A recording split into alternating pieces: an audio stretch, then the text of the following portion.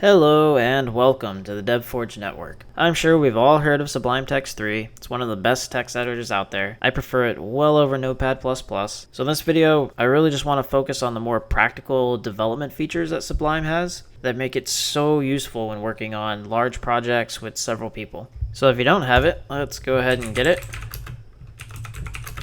You just go ahead and go here, Windows 64-bit if you have 64-bit. They also have a portable version if you'd like. So just click here. It pops up right away. Just download it, install it. And when you open it, you'll get something that looks like this. It looks really nice. If you use Visual Studio with a dark theme, it looks a lot like that. You can do things like go into syntax, set it to C++, and you'll see there's coloring. So we'll just dive into one of the more useful features. Let's say you have a large library that you've brought into your project, like Qt for example, and there ends up being a bug somewhere in Qt source.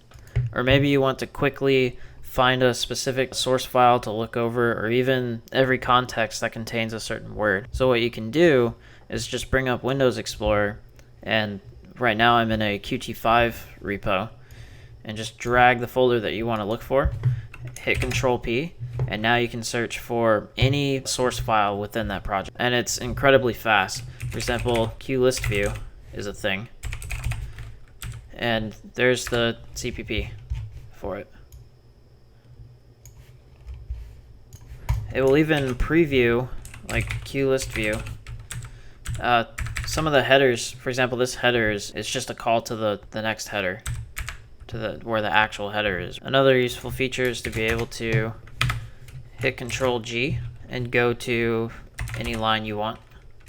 900. That's useful if maybe one of your logs specifies a specific line and you just want to quickly pull something up, and you can keep this project open in Sublime and just run back to it. You can also open containing folder and it will bring up exactly where it's at, so that if you want to bring it into Visual Studio so that you can better navigate it or breakpoint it, that makes it very easy for you to do that as well. Another useful feature obviously is Control F will give you an incremental search.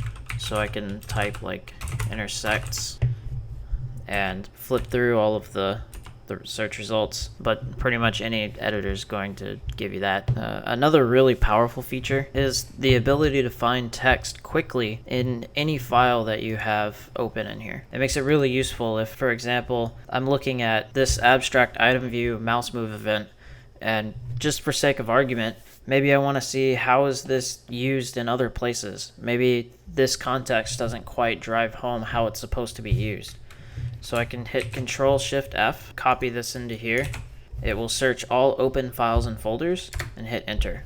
And this brings me into the Find Results page. You can see this is going to search 24,100 files, and for every hit that it finds, it will show a little code snippet that gives some context about what it actually is being used for. So you can see that in this project, it's only used in QTreeView CPP, QList view CPP, QAbstractItemView CPP, but that was fairly quick for searching 24,100 files.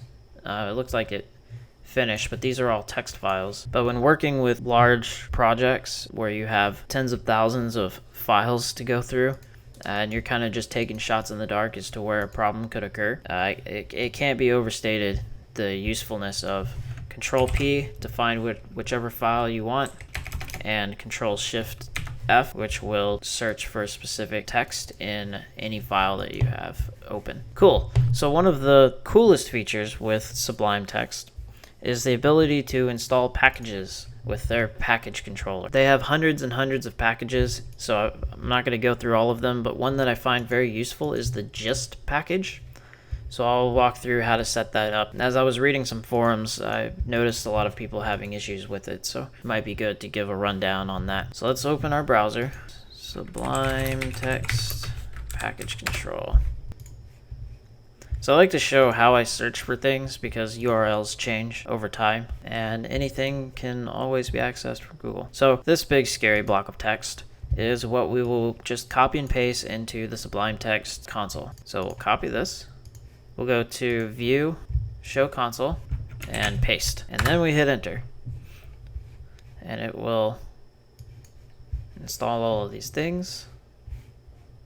And it says, oh, one missing dependency was just installed.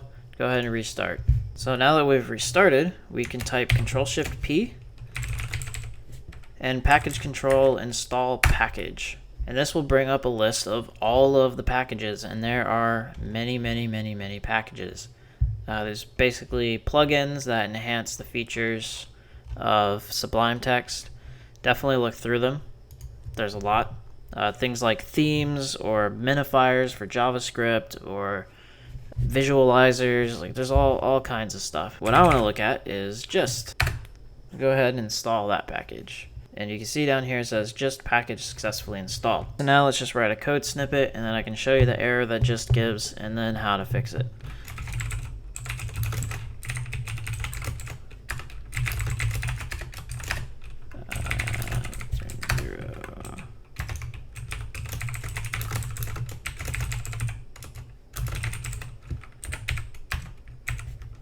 Alright, so and we can make this prettier by going to View, Syntax, C++, and ta-da!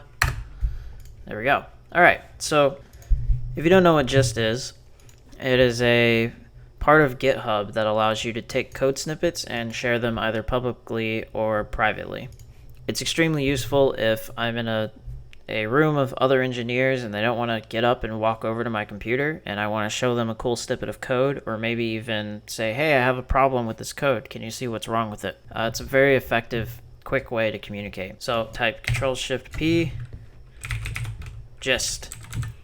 And you can see here I can create a private gist, I can create a public gist, but let's create a private one. And now it's going to ask me for a description. So I'm going to say test, and it will ask for a file name. If you're working with a C++ file, you should name it something.cpp, because that will create the gist in the context of a C++ file. So let's just call it test.cpp. And here we go. Gist, unknown error, please report bug. Here's how we fix that. If you go to Preferences, Package Settings, Gist, Settings, Default, you will notice that there is a token setting right here, and it is empty. If you go to the user settings where you edit things, we need to actually fix this. We need to give it a token so that it can access GitHub, which means that you need to have a GitHub account and be able to generate a token. If you don't have a GitHub account, you should make one anyway, because through all of my videos I'll be using Git. I'll be showing you how to use Git, and it will be the version control tool that this channel will use. It's also one of the most widely used tools for indie developers and AAA title developers as well. So how do we fix this token issue?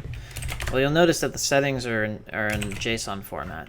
So we'll type token here, and then we'll give it a token in a second. I'm already logged into mine.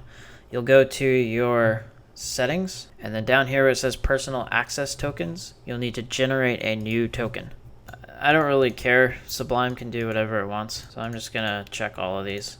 If you're on a work computer, you definitely want to make sure that you're only giving it permissions that you need. But since this is just for a test, and I'm probably gonna delete this token after this video anyway, we'll go ahead and say Sublime Text 3 and generate token. And this is your token. So you can copy it, or you can just click this button. And now it's on your clipboard. So let's go back into Sublime, copy that in there, and try the gist again. Create private gist. Test.cpp, and there we go. So what this did was two things. First, it created a gist, so that if I go to open gist, you'll see that the gist is saved here. I can click test, and it will open. That is forever saved. The second thing that it did is it stored the URL to my clipboard. So now if I go to Firefox and just hit Control V, this is my gist right here. It's a private gist. Nobody can see it except for somebody who has this hash.